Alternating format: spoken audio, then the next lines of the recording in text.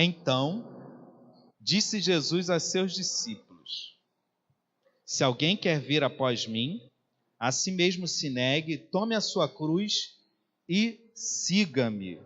Eu falei já um pouquinho semana passada, o que a gente topa? Normalmente a gente responde eu topo para coisas corriqueiras e que agradam o nosso coração. Pô, vamos encontrar uns amigos, eu topo. Vamos no cinema, eu topo. É aquela expressão de que demonstra não só que você quer fazer aquilo, mas seu coração está alegre por fazer aquilo. Mas a grande pergunta é em relação a Deus. O que eu topo? O que eu estou pronto para assumir como compromisso, para me alegrar? A gente tem pensado muito sobre isso, né? Eu, ao longo da preparação dessas mensagens, eu tenho pensado muito sobre o nosso nível, o tipo de compromisso que eu topo. Porque eu não tenho dúvida. Se você está aqui hoje, se você faz parte da igreja, nem que seja como um frequentador, você topou Deus. Eu acho que essa questão não há dúvidas. Mas a pergunta que a gente precisa fazer é: o que exatamente eu estou topando? Que tipo de Deus eu quero para mim? Que tipo de compromisso eu quero com Deus? É verdade, irmãos, que via de regra, no atual cenário evangélico, o nosso compromisso, o nosso envolvimento com Deus é superficial, por culpa da cultura vigente. E eu conversando com outros pastores, a gente tem chegado a essa conclusão. A igreja, a história da igreja, a sua liderança, inclusive, principalmente os pastores, não nos ensinaram a ter um compromisso mais profundo do que vir ao domingo, do que participar de algum trabalho da igreja. E mudar a história é difícil, porque por mais que a gente seja novo na igreja, é 1 ano, é 2 anos, é 3 anos, é uma coisa que já vai se consolidando no nosso coração. E a gente tem que reaprender a caminhar com Deus. Uma vez perguntaram a um pregador, né, por que o nível espiritual da igreja mundial era tão baixo, se todo mundo queria grandes coisas de Deus. Se quando você perguntava, todo mundo queria mais de Deus. E a resposta desse grande pregador foi que a gente tem muitas urgências na nossa vida. A gente tem muitos compromissos que minam esse desejo, que fazem com que Deus vá descendo para segundo plano, terceiro plano, quarto, e quando a gente vê, ele é mais um domingo ou mais um compromisso dentre tantos. Ele não é o compromisso, ele não é a razão. Isso acontece porque muitas vezes, eu acho que, pelo menos comigo aconteceu isso, muitas coisas que a gente lê na Bíblia, a gente racionaliza, a gente cria desculpas, a gente diminui o peso. Por exemplo, o texto que a gente leu é muito forte. Ele fala: se alguém quer vir atrás de mim. Ele está dizendo, olha, traduzindo de outra maneira, se você não faz isso, você não está vindo atrás de mim. Eu acho que a gente acaba não pensando, porque Cristo é radicalizar, mas não da maneira que muitas vezes a gente pensa. Porque quando a gente pensa em igreja, a gente pensa em moralismo, a gente pensa em moldar nosso comportamento, a nossa maneira de falar, padronizar uma maneira de agir. Jesus não está falando disso. Ele está falando de um radicalismo que é profundo e começa, de fato, de dentro e vai para fora. Por isso que ele fala que se alguém quer vir após mim, negue a si mesmo. E a gente vai falar um pouco sobre isso, né? A gente definiu o negar a si mesmo com a palavra renúncia. A gente nega muitas coisas. A gente diz não para muitas pessoas, não é? Todos os dias. A gente diz não para compromissos, a gente diz não para pessoas que querem tirar a gente da nossa zona de conforto. Mas Jesus vai mais longe do que isso. Ele não está dizendo para a gente negar as pessoas, ele não está dizendo para a gente renunciar a algumas coisas, ele está dizendo para a gente chegar ao ponto de falar não para si mesmo, como a gente acabou de ensinar para as crianças. Só para a gente ter uma ideia, renúncia significa negar-se a si mesmo como um ato totalmente altruísta, abrir mão de sua personalidade. O dicionário da língua portuguesa vai explicar assim a palavra renúncia: abdicar do uso de um direito ou da posse legítima de qualquer coisa. Não querer, desistir do desejo, renegar, afastar-se voluntariamente, abster-se, pôr de parte uma vantagem, sacrificar-se. Mexeu comigo pensar nisso, né? Pôr de lado uma vantagem, sacrificar a si mesmo. O que Jesus manda a gente sacrificar? O que Jesus manda a gente abdicar do direito de uso? Eu fui pesquisar uma outra tradução para ver se a gente conseguia perceber melhor essas coisas. Eu li a tradução A Mensagem. Olha só, o verso 24 que a gente leu diz isso, ó, não na Mensagem, na Revista Atualizada. Então disse Jesus a seus discípulos: se alguém quer vir após mim, a si mesmo se negue, tome a sua cruz e siga-me. Olha o que a Mensagem diz. Então, Jesus orientou os discípulos: quem quiser seguir-me, tem de aceitar a minha liderança. Já faz a gente perceber de outra maneira. Será que eu aceito a liderança de Jesus? Vamos ser sinceros, quem é Jesus? É o cara que me ajuda quando eu preciso. A Bebel, e acho que algumas outras crianças também tocaram nesse assunto. Quanto tempo Jesus demora para responder? Como Jesus responde? Será que é possível realmente ouvi-lo? Eu não sei como. Essas são perguntas que nós que caminhamos com Cristo já deveríamos ter respondido na nossa vida. Mas a verdade, irmãos, que quando a gente fala, Deus fala com você, é uma generalidade. Porque, infelizmente, para muitos, Deus não fala. Ele fala através de informações, através de um sermão de domingo. Mas você realmente pode dizer que tem um relacionamento com Deus a ponto dele falar no seu coração, diante do perigo, diante de decisões? Ele sempre vai falar. Mas à medida que eu vou abafando a sua voz, eu deixo de ouvi-lo. Isso é sério. O que quer dizer? Eu tiro ele da liderança. O texto da Mensagem continua. Eu achei engraçadíssimo, mas traduz exatamente o que Jesus está dizendo. Olha o que ele fala. Quem está na garupa não pega na rédea. É assim que ele traduz. Quem está na garupa não pega na rédea. Cara, você não vai dirigir nada. Fica quietinho no carona. Você não vai pegar no volante. Como é que você quer pegar no volante da sua vida se você diz que Jesus está nele? Continua. Eu estou no comando. Eu estou no comando. O levar a sua cruz, ele fala o seguinte: não fujam do sofrimento, abracem-no. Eu falei assim, vou rasgar essa Bíblia, porque história é essa de abraçar? É mais fácil a ideia de carregar a cruz, né?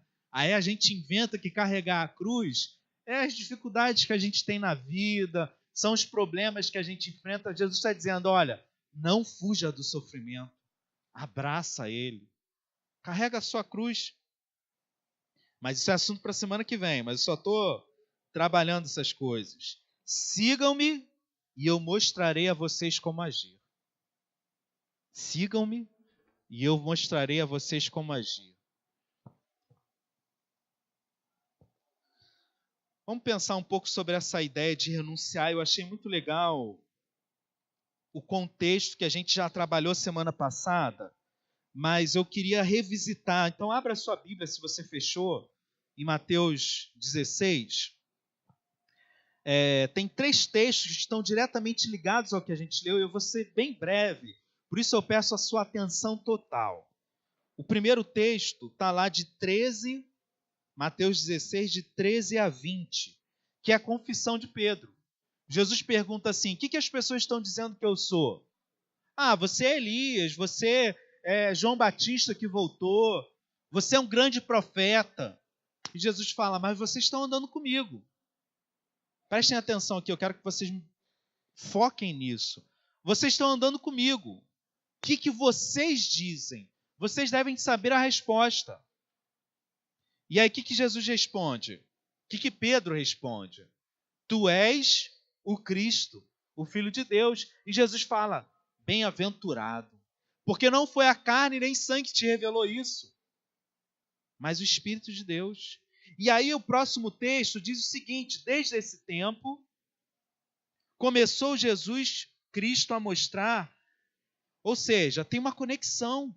Desde que eles perceberam claramente que Jesus era o Filho de Deus, Jesus começou a trazer eles para um outro nível. Vocês já sabem que eu sou o Cristo. Então agora vocês precisam saber coisas mais profundas. Então Jesus começou, preste atenção no que está escrito, começou Jesus Cristo a mostrar a seus discípulos que era necessário seguir para Jerusalém e ser muito feliz e próspero. É isso que está escrito? Não, né? Já que vocês sabem que eu sou o Cristo, vocês precisam saber que eu vou para Jerusalém e eu vou sofrer. Eu vou sofrer muito. Eu vou sofrer na mão da liderança. Eles vão me pegar e vai ser difícil. Até que eu não aguente, eu morra. Vocês já são maduros para ouvir isso.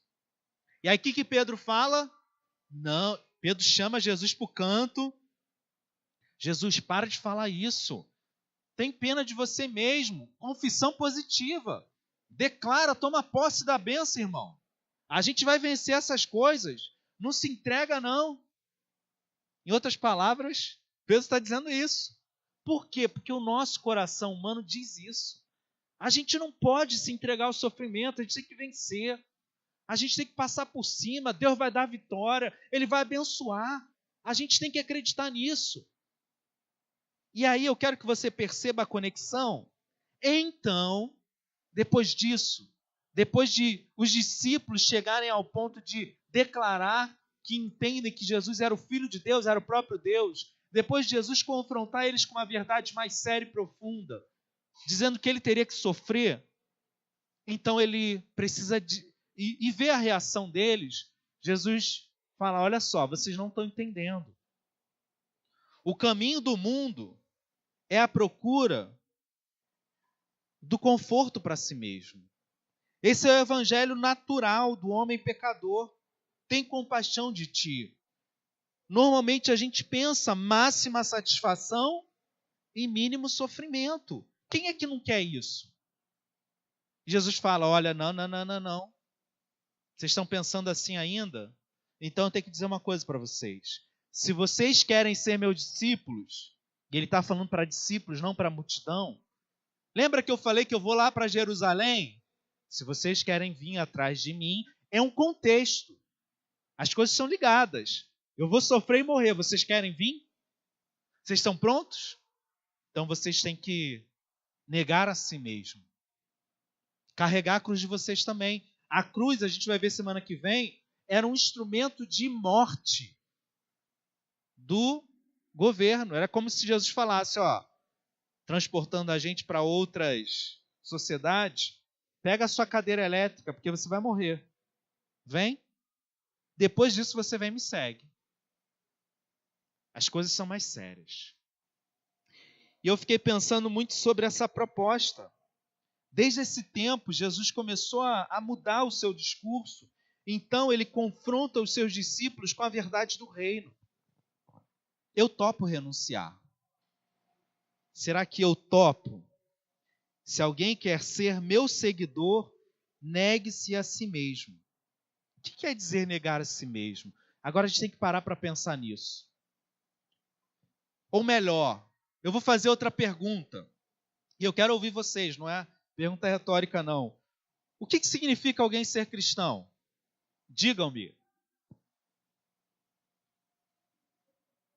Ser cristão significa ser membro de uma igreja?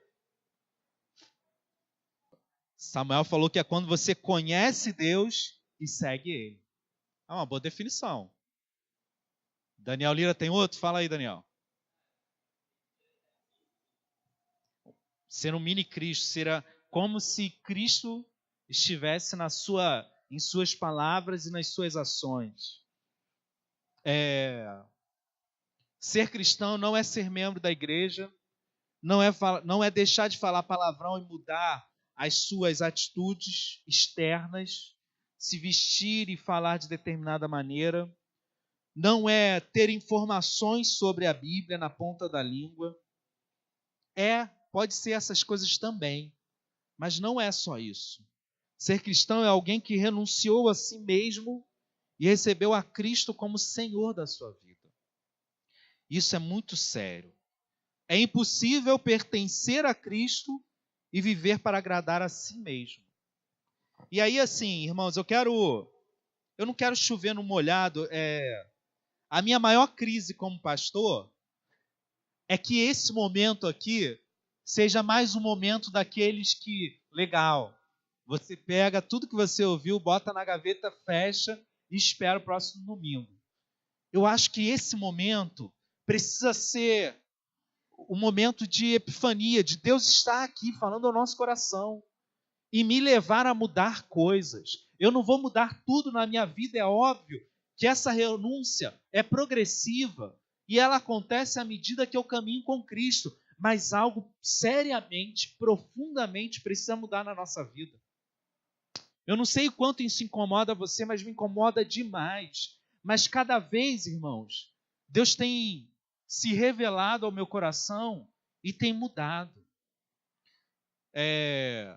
A caminhada de estar com Cristo de maneira franca e direta e não de maneira esporádica, mas caminhar com Ele tem mudado quem eu sou de maneira profunda. O que a gente faz via de regra, sabe o que é? A gente ouve uma mensagem como essa, eu preciso renunciar. Aí você começa a mudar coisas que você pode mudar.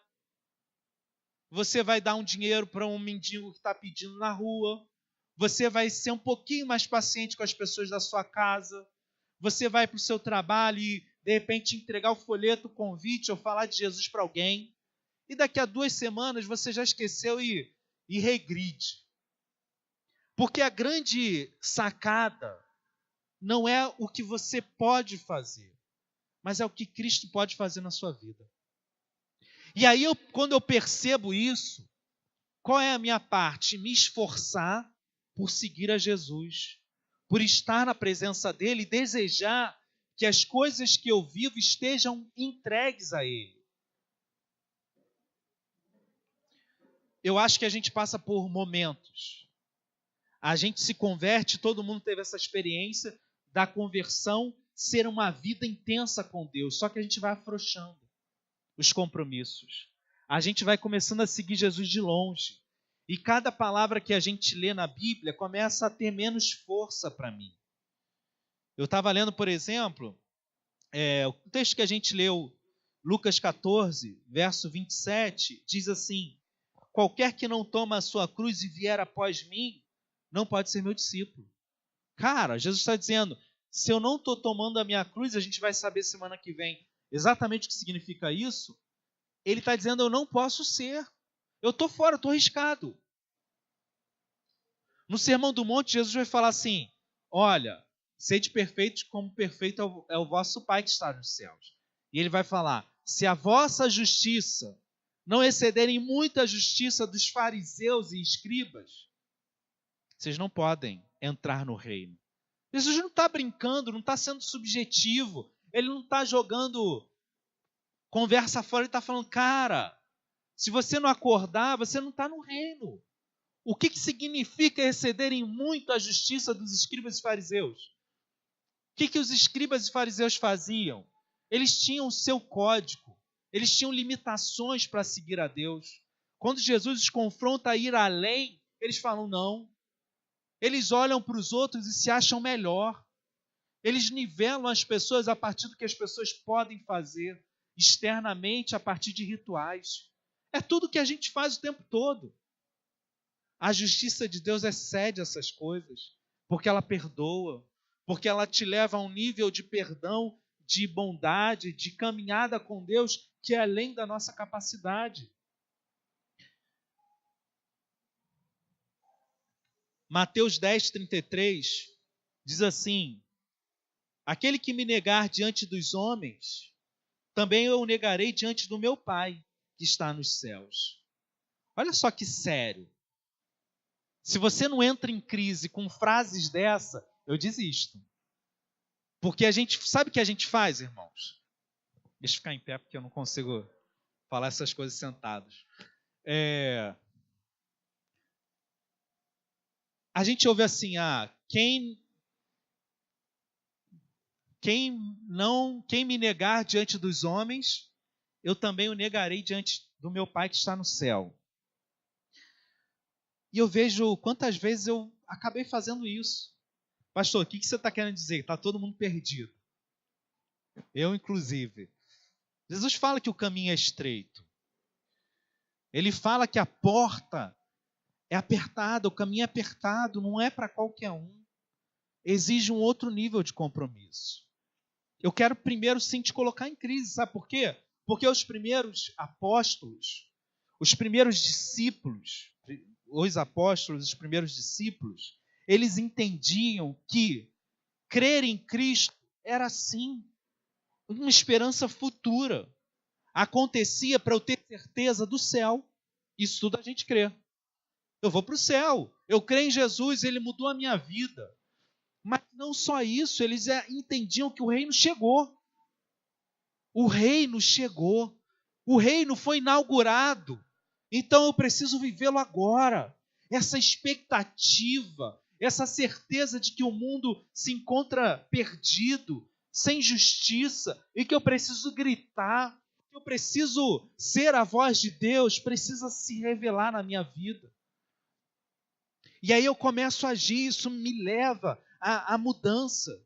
Só que eu vou estacionando porque os outros compromissos, as outras urgências vão tomando lugar no meu coração. E simplesmente o reino de Deus se torna ir à igreja no domingo, fazer algumas atividades e ponto final. Eu quero te desafiar a viver o reino hoje. E renunciar, negar a si mesmo, significa viver o reino hoje. Abrir mão, vamos falar de coisas práticas para a gente depois aprofundar para coisas mais sérias. O que aconteceria com as minhas coisas se eu renunciasse a tudo o que eu tenho? Vamos pegar uma coisa mais básica, um carro. O que eu faria com o meu carro se ele não fosse mais meu? Ele fosse do reino. Para que serviria o meu carro? Ninguém? Para me levar para lá e para cá e eu ter comodidade, para eu ir nos lugares à noite. É para isso que serve o meu carro, servindo ao reino. Quando ele é meu, ele serve para isso. Mas quando ele é do reino, para que serve o meu carro? Para servir aos outros no que precisarem. Para que serve a minha casa? Começa a complicar, pastor. Para com isso. Olha só, deixa eu só fazer um parênteses, porque às vezes a gente vai muito longe e a gente não entende. Todas essas coisas não significam você correr risco, tá? Então a minha casa é do reino. Atenção, todo mundo que não tem onde morar, vem morar na minha casa. Você não... E os meus filhos? Então, assim, Deus é quem vai comandar essa coisa. É para você não ir para um extremo ao outro.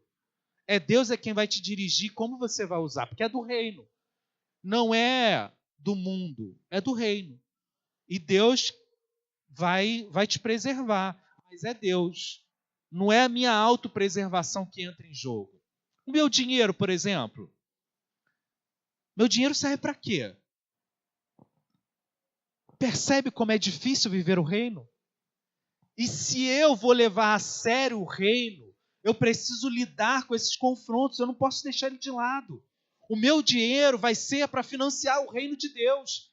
Eu estava lendo ontem uma história que um cara levou tão a sério isso, e eu não lembro o nome dele, porque eu nem imaginava citar aqui, mas foi muito forte, porque ele falou assim, cara, todo dinheiro é do reino, então eu vou dar tudo para Deus. O cara era rico.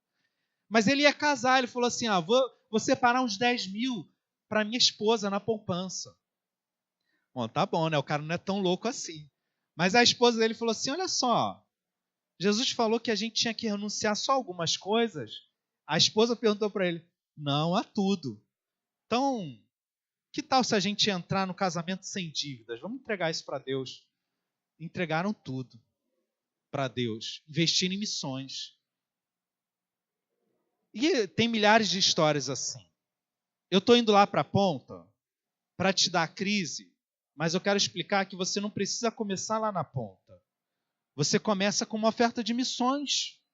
Você começa separando parte do seu dinheiro para financiar o reino onde você vive. A tua igreja, isso é o mais óbvio. Daqui a pouco você começa a pagar um salário maior para a sua faxineira, porque você quer. Porque você quer dividir o que você ganha. Daqui a pouco você abre mão, porque você viu alguém passando necessidade, você dá liberalmente. Porque não é meu, é do reino. Esse negócio é muito sério, gente. A gente não está aqui brincando, não. O reino precisa me desafiar. Só que, mais uma vez, como que eu posso fazer essas coisas? Aí eu preciso aprofundar. Eu pego essas crises todas e saio aqui da igreja maluco, né? Se eu levo a sério o caminho de Cristo, quando eu ouço essas coisas, eu entro em crise. Mas aí Deus me chama, peraí, você não vai fazer nada. Primeiro você vai caminhar com Jesus. Você vai primeiro render o seu tempo a Ele. E talvez essa seja o maior bem que a gente mais segura. Porque quando a gente fala sobre estar com Deus, a gente fala, não tem tempo. Como é que você não tem tempo para o teu rei? É como se o presidente batesse na sua porta, olha só, eu preciso falar com você. E aí você fala assim, olha, presidente, não importa, vamos deixar. Eu sei que falar em política hoje no Brasil é um problema. Esquece quem está lá e qual é o partido. Presidente como figura de autoridade. Aí você fala assim, olha, presidente, eu estou terminando de fazer o arroz, eu tenho que limpar minha casa, eu tenho que consertar aqui meu carro, eu tenho que resolver essas coisas, depois eu falo com você. Você acha isso razoável? Falar isso para o presidente? Mas a gente fala isso para Deus. Que a gente diz que é o rei do meu coração. Eu preciso ser desafiado a render tudo. E render tudo é tudo. Mas o maior desafio, eu quero que você entenda, é render o seu tempo. E eu quero te desafiar, irmãos, a levar a sério a sua caminhada com Deus. Eu nunca vivi, eu tive o meu tempo, sabe qual é o problema? A gente vive a nossa conversão como uma época de ouro. Aquele tempo foi sensacional. E você lembra no passado de coisas que você viveu com Deus. Só que a tendência, as coisas de Deus irem diminuindo na nossa vida. E eu quero te chamar a entender que não é necessário que isso aconteça. Mas para que você reviva e viva mais ainda, você precisa retomar aquela caminhada sincera, entregando o seu coração para o Senhor.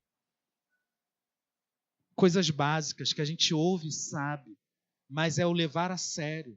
O teu primeiro compromisso do dia é estar com Deus.